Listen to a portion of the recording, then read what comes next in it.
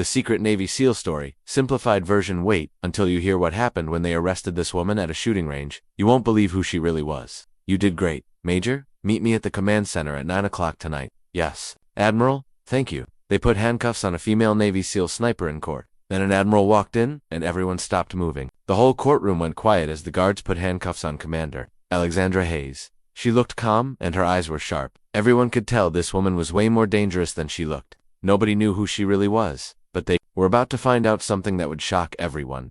Detective Wells had been going to the same shooting range for 15 years. It was his favorite place to relax, where the sound of gunshots helped him forget about his stressful job. But on this Tuesday afternoon, he heard something different. Someone in Lane 7 was shooting in a perfect rhythm. Every single bullet hit exactly where it was supposed to. The groups of bullet holes were tighter than anything he'd ever seen from regular people who just shoot for fun.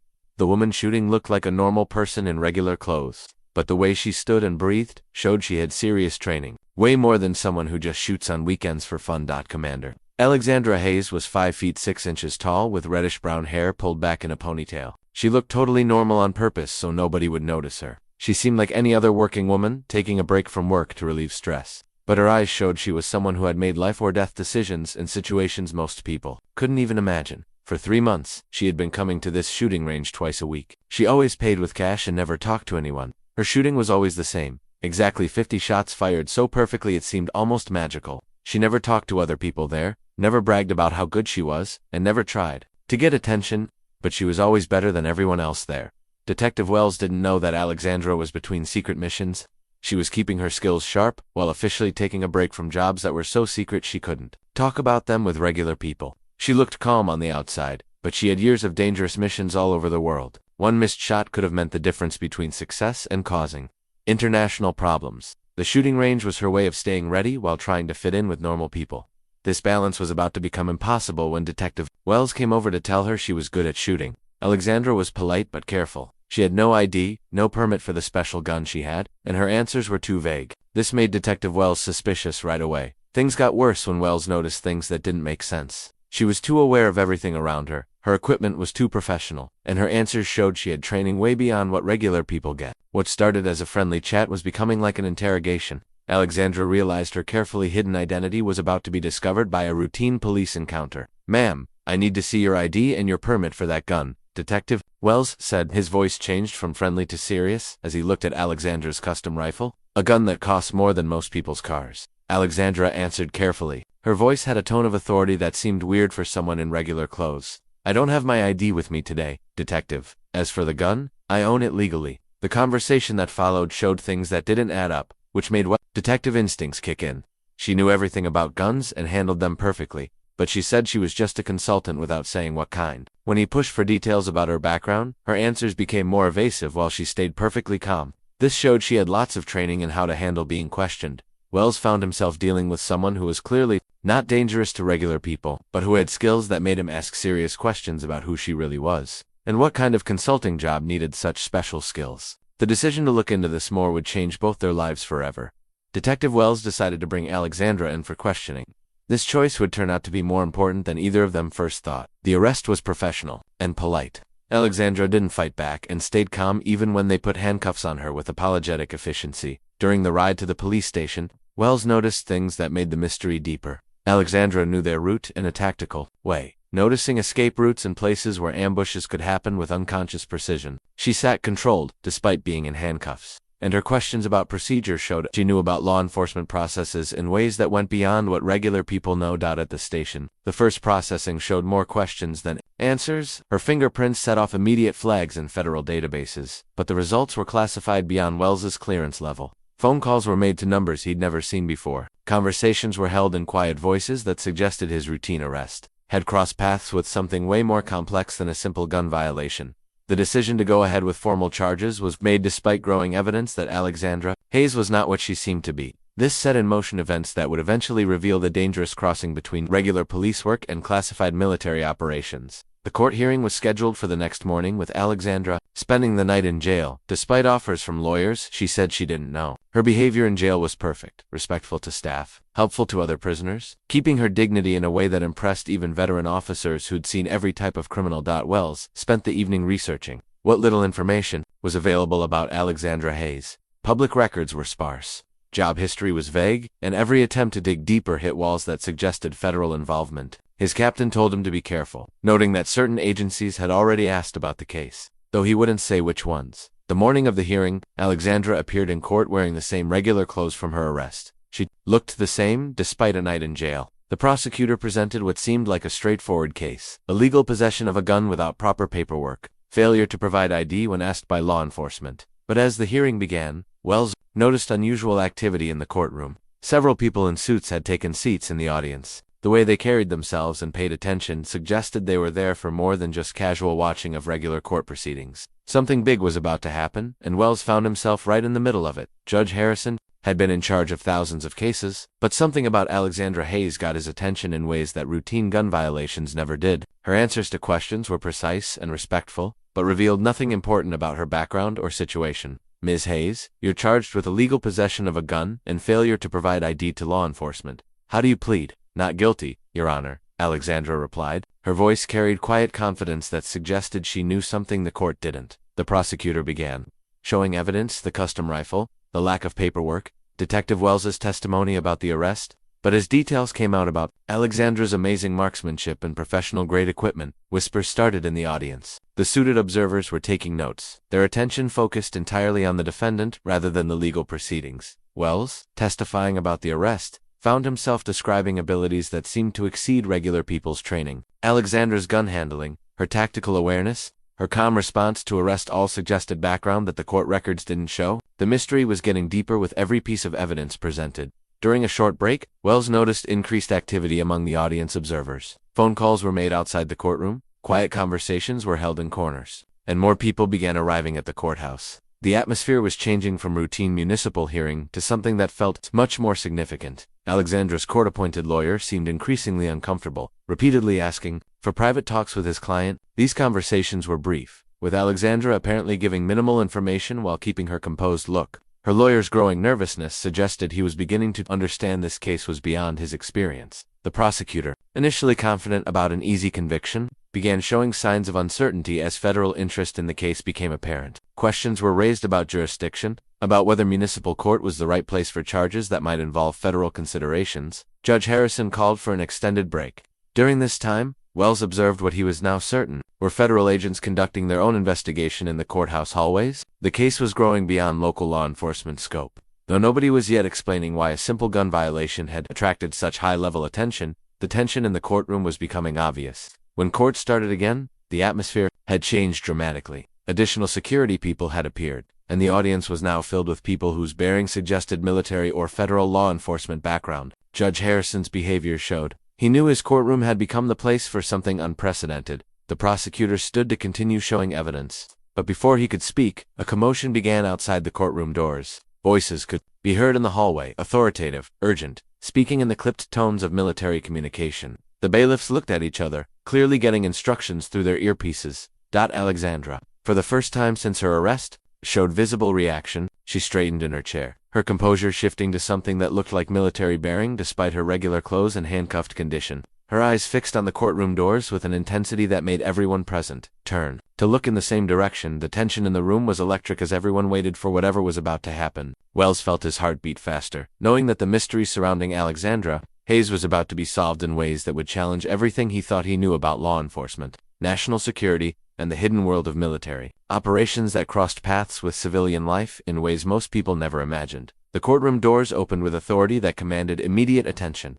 A woman in navy dress uniform entered. Her uniform showed ribbons and symbols that spoke of high rank and significant service. The admiral, her shoulder boards made her rank unmistakable, walked directly to the front of the courtroom with purpose that suggested she had every right to be there. Behind her walked two military police officers and a man in a suit who radiated federal authority. Their presence transformed the entire proceeding, with everyone present recognizing that routine municipal court business had just crossed paths with matters of national significance. "Your Honor," the admiral said, her voice carrying authority that filled the courtroom. "I am Admiral Sarah Chen, United States Navy. I need to speak with the court about the defendant, Commander Alexandra Hayes." The title Commander hit the courtroom like a thunderbolt. Wells felt pieces clicking into place. The amazing marksmanship, the tactical awareness, the calm under pressure, the federal interest in what should have been a routine case. The woman he'd arrested wasn't just a regular person with suspicious skills.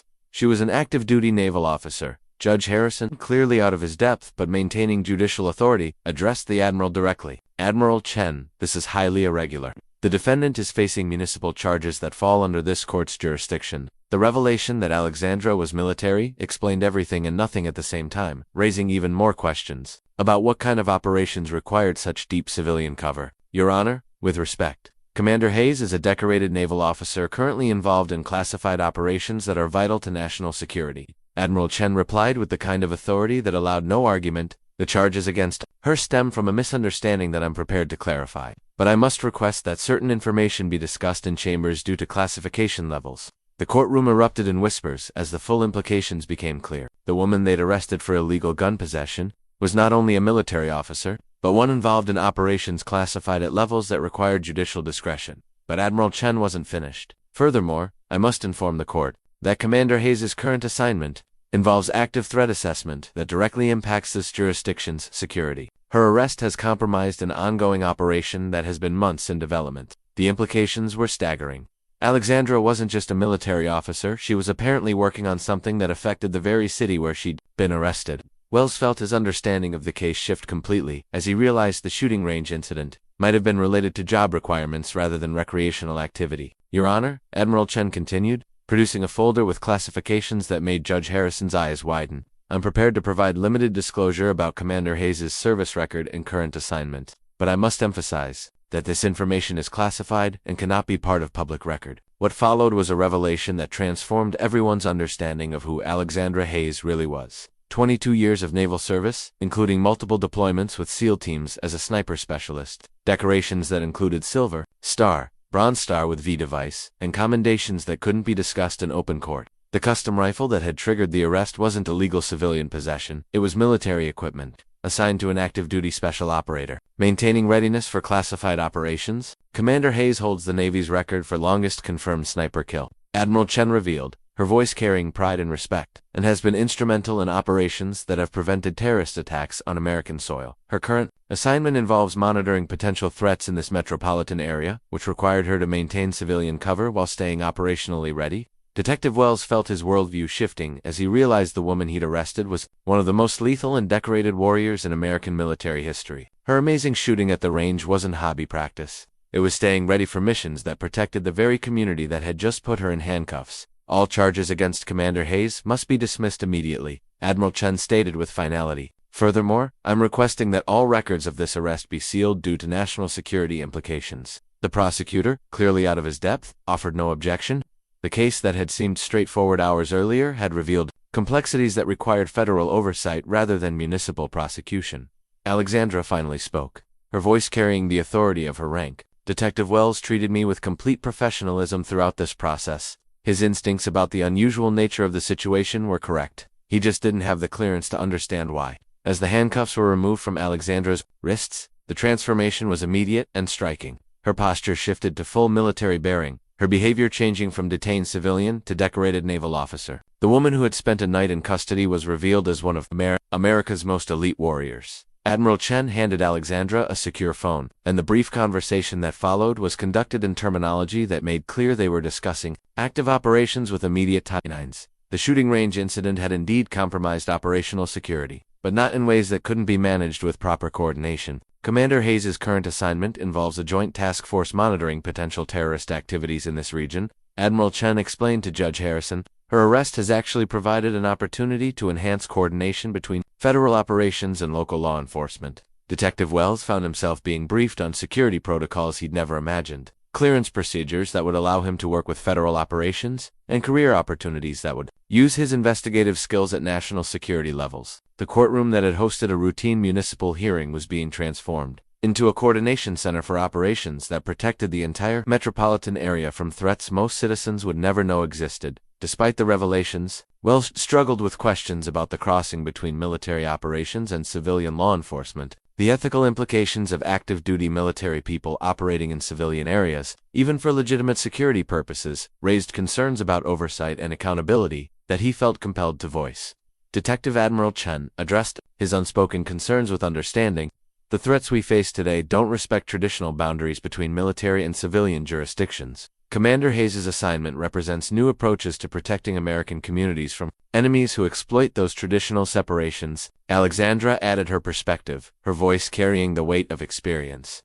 The shooting range wasn't recreational, detective. It was staying ready for scenarios where my skills might be needed to protect this community. The custom rifle wasn't illegal possession. It was assigned equipment for someone tasked with preventing attacks that could cost hundreds of lives. The explanation helped, but Wells recognized he was entering a world where traditional law enforcement concepts would be challenged by realities of modern security threats. The immediate aftermath of Alexandra's revelation created a whirlwind of activity that transformed the courthouse into an impromptu command center. Federal agents who had been observing from the audience now revealed themselves as part of a joint task force that had been monitoring potential terrorist activities in the metropolitan area. Admiral Chen briefed Judge Harrison on the scope of the operation, explaining that Alexandra's arrest had occurred at a critical point in an ongoing investigation. The shooting range where Wells had encountered her was located near a warehouse district that had been under surveillance for months, with intelligence suggesting it was being used as a staging area for planned attacks on civilian targets. The precision shooting practice that had caught Wells's attention wasn't recreational. It was preparation for potential scenarios where Alexandra's sniper skills might be needed to neutralize armed terrorists without risking civilian casualties. Her training and experience were irreplaceable. The shooting range practice that had led to her arrest was preparation for potential scenarios where split-second decisions and perfect accuracy could mean the difference between preventing an attack and witnessing a tragedy that would rival the worst terrorist incidents in American history. Wells realized that his decision to treat Alexandra with professional respect during her arrest had inadvertently contributed to national security by maintaining the trust and cooperation necessary for effective law enforcement. Military coordination. Standing in the courtroom that had been transformed into an operational briefing room, Wells reflected on the journey that had begun with a routine visit to his favorite shooting range. The woman he'd arrested for gun violations had become the key to preventing terrorist attacks that could have devastated their community. Admiral Chen, addressing both Wells and Alexandra, made an offer that would change Wells's career trajectory. Detective Wells, your professional instincts and discretion in handling this situation have been exemplary. The Naval Criminal Investigative Service is always looking for law enforcement professionals with your capabilities. The recognition was gratifying, but Wells knew the real victory would come when the terrorist threats were neutralized and the community remained safe. The arrest that had seemed like a routine enforcement action had become the foundation for a partnership that would protect American lives in ways that would never make headlines, but would keep the country secure. The transformation from municipal detective to federal agent was about to begin, opening doors to service at levels Wells had never imagined possible. Within hours of the courtroom revelation, Detective Wells found himself sworn in as a special agent with the Naval Criminal Investigative Service, beginning an intensive briefing process that would prepare him for joint operations with military special forces. The transition from municipal law enforcement to federal service represented opportunities for impact at national security levels he'd never imagined possible. Alexandra's cover was officially blown, but the operational requirements had evolved to make her civilian disguise unnecessary. The terrorist cell they'd been monitoring was now under active surveillance by a joint task force that combined military special operations expertise with civilian law enforcement capabilities, creating new models for protecting American communities from evolving threats. The shooting range, where their paths had first crossed, became a training facility for the joint task force, with Alexandra serving as an instructor for marksmanship and tactical procedures that enhanced law enforcement capabilities. The location that had nearly compromised her mission became a center for preparing others to face similar challenges. 6 months later, the partnership between Wells and Alexandra had prevented 3 separate terrorist plots targeting civilian populations in their metropolitan area. The joint task force model they'd helped develop became a template for similar operations across the country, with law enforcement agencies and military commands collaborating in ways that had previously been impossible due to jurisdictional restrictions. Wells found himself training other law enforcement officers in federal procedures and threat assessment techniques, sharing lessons learned from his transition from municipal detective to federal agent. His experience bridging civilian and military approaches to security made him valuable as an instructor and consultant for similar programs nationwide. Alexandra continued her operational assignments, but now with enhanced coordination with local law enforcement that made her missions more effective and reduced the risk of conflicts like the shooting range incident. The integration of military special operations with civilian security had created new capabilities for protecting American communities from threats that didn't respect traditional boundaries. At a recent joint training exercise, Wells and Alexandra reflected on the unlikely beginning of their partnership. The arrest, that had seemed like a routine gun violation, had revealed the intersection between hidden excellence and public service, between military capability and civilian protection. Sometimes, Alexandra observed, watching new recruits practice, the precision shooting techniques she'd been perfecting that day at the range, The most important partnerships begin with complete misunderstanding. Wells agreed, knowing that his decision to treat her with professional respect during that arrest had opened doors to service-protecting communities in ways that would never make headlines, but kept America safe from threats most citizens would never know existed.